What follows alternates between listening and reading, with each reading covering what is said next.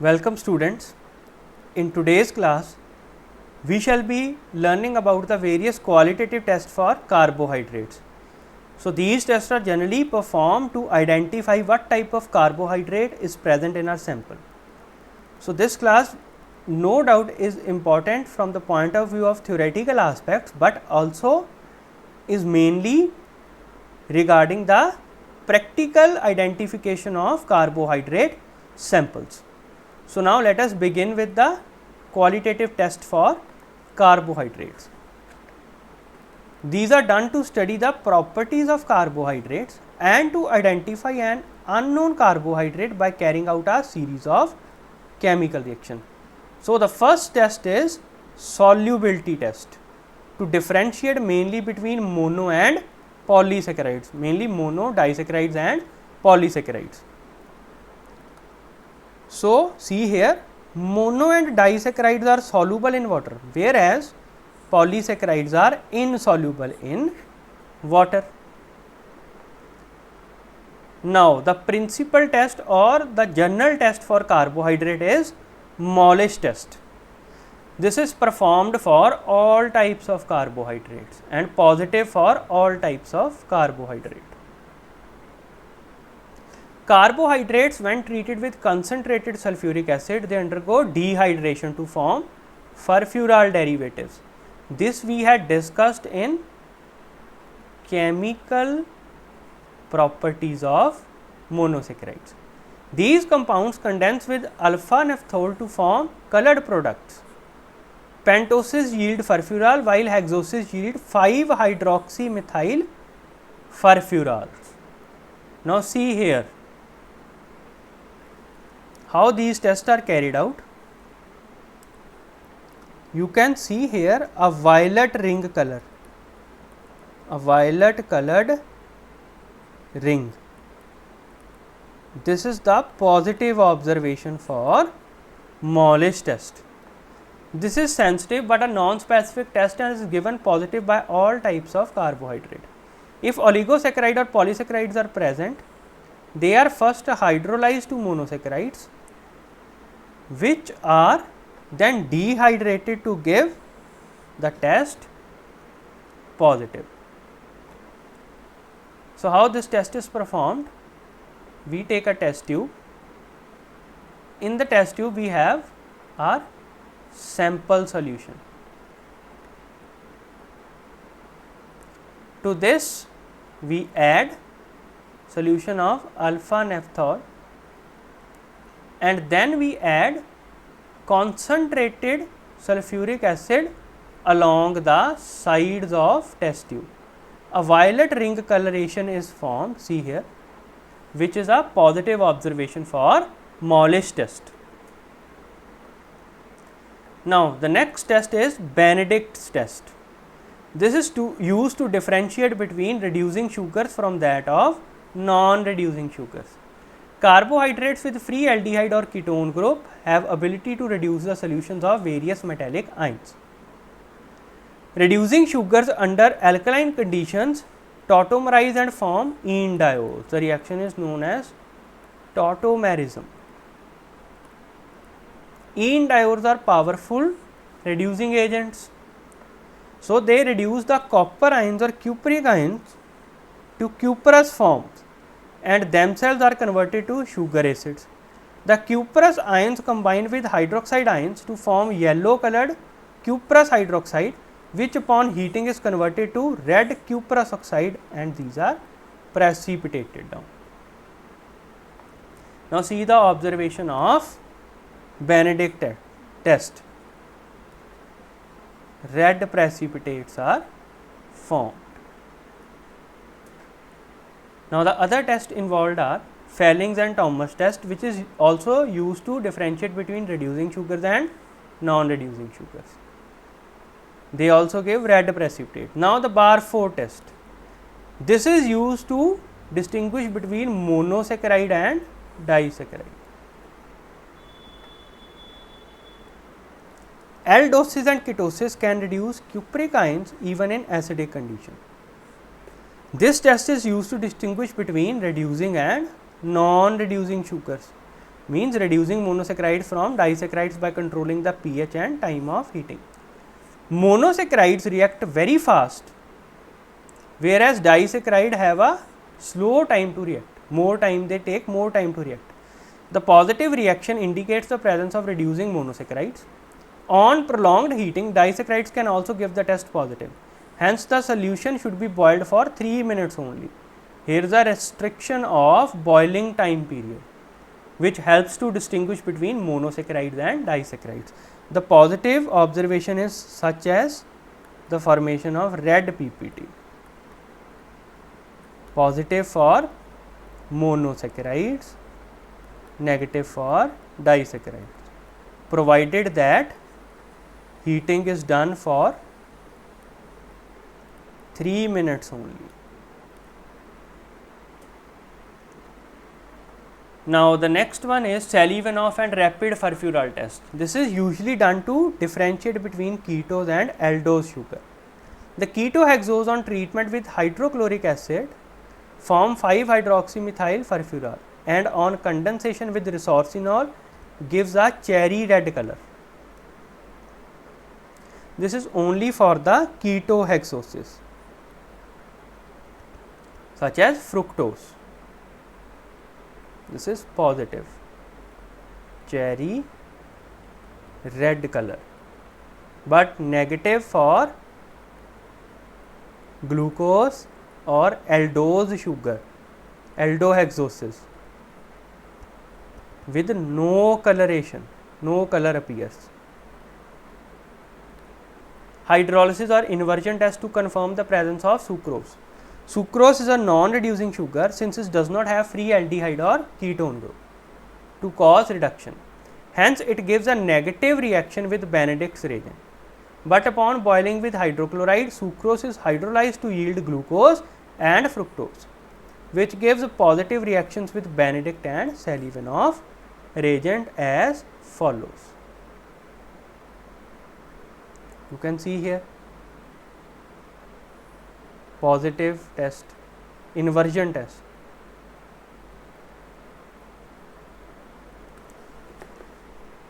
So, students, let us revise the scheme for identification of carbohydrates. The first test is Molish test.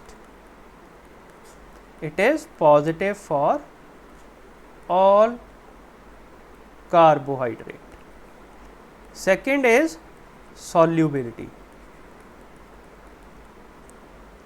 Now, if the product is soluble, then it may contain mono and disaccharide. If it is insoluble, it contains polysaccharide. Now, for polysaccharide, iodine test is done. This iodine test is positive for starch and negative for glycogen.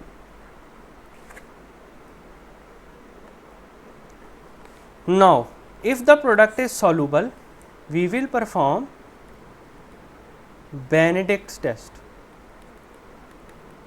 to distinguish between reducing and non-reducing sugars. To distinguish between reducing and non-reducing sugars.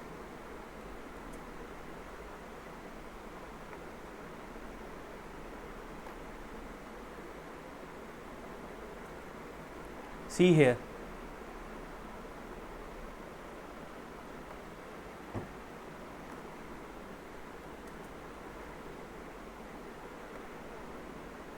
Benedict test is used to distinguish between reducing and non-reducing sugars, and after that we will perform Fellings, Thomas and Barfoed test.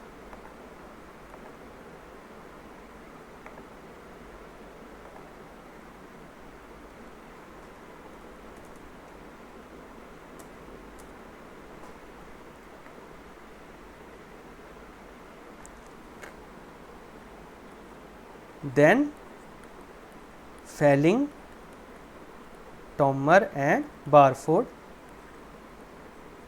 Barford test is positive for monosaccharides and negative for disaccharides. Now for the monosaccharides, Sullivanov test is performed, which is positive for ketosis such as fructose, and it is negative for aldoses such as glucose.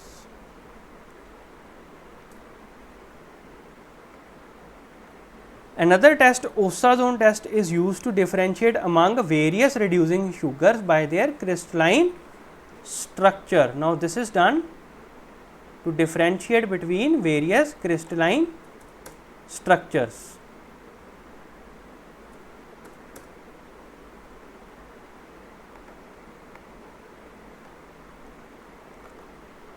A solution of reducing sugars when heated with phenylhydrazine, characteristic yellow crystalline compounds are formed known as Ossazone. This we had understood in chemical properties, how these chemical reactions proceed. Now needle shaped crystal are for glucose, see here, sunflower shaped for maltose, see here, these are sunflower shaped crystals. Now the galactose is reviewed as rhombic plate like crystals, these are for galactose, and powder or puff shaped crystal for lactose here.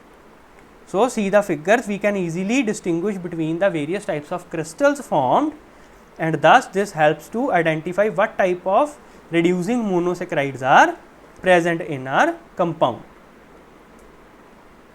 So another test known as iodine test, here you can see the observation. This is the Lugol's solution or iodine solution, and this is the star solution. When we add Lugol solution to the star solution, a violet colored compound is formed, which is iodine, which gives a positive test for starch or polysaccharide. So students, that was all about the practical aspects of identification test of carbohydrates. Another small topic is linked with the function or role of carbohydrates. We shall also be discussing that along with this. So the main function of carbohydrate is that they provide energy to the body. They also act as a structural component and provide structural materials to the living organism, such as in case of plants, cellulose. Monosaccharide act as constituents of nucleic acids, coenzymes, flavoproteins and blood group substances. Immunopolysaccharides play an important role in providing resistance against infections. Hyaluronic acid is a viscous substance in the matrix of connective tissue and various other tissue, which act as a good lubricant. It is mainly found in synovial joints of knees and in vitreous humor of eye. Heparin is a naturally occurring anticoagulant which prevents blood coagulation. Glucuronic acid acts as a detoxifying agent by forming complex with toxic substances.